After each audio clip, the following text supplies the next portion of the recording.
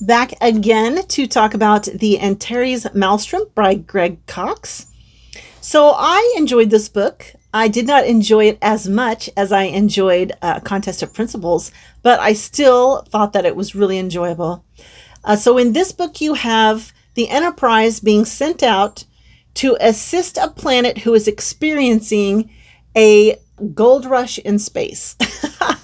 So there is a mineral on this planet that's rare, hard to come by, and everything is dependent on it. All of the systems you need to go around in space are dependent on this mineral.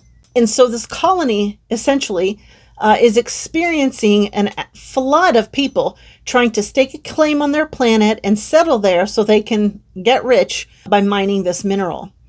And because they are so small and so far out to the edges of occupied space and are not a Federation planet, they have found themselves unequipped to deal with processing all the people who are coming to their planet, and they lack infrastructure to support all the people who are now settling on the planet. So Kirk and the Enterprise have gone out there to lend a hand.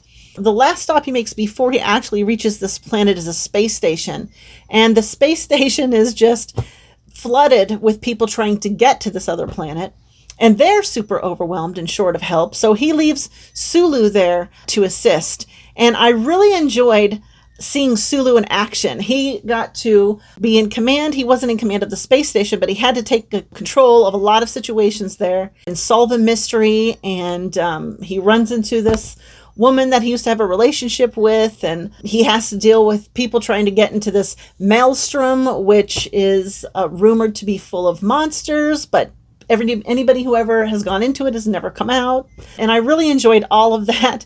There's even a nod to a TOS episode. I forgot what it's called. Dagger of the Mind. It's called Dagger of the Mind, where this scientist is using this neuralizing machine to brainwash people into acting out his will. And then Spock and Chekhov go off to a planet that has not reached warp capability. So the Prime Directive is in effect here. Nobody is supposed to contact this planet, so they don't interfere with this natural development, but people are doing that.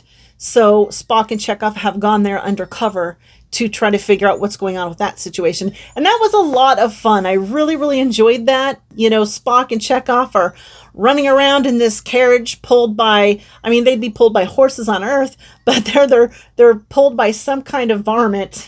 And in my mind, I was picturing armadillos, but I don't know how accurate that picture was. But that was a lot of fun. I really enjoyed that. And then Kirk is trying to handle the situation on the planet itself. He's trying to direct the traffic around the planet. People are losing their tempers and they're getting really impatient. He's trying to deal with that situation. And then the planet themselves, they don't have the infrastructure to support all the power needs of the new settlers.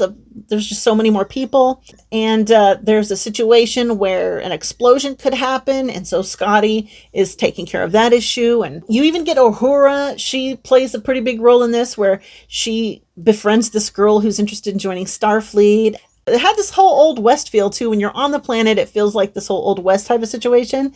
And Uhura, at one point, she goes into this saloon and she's drinking with the locals and she's singing for everybody. And that was highly entertaining. I really enjoyed that. Yeah, it was a good book. I definitely would recommend it. And I'll call that the end of the video.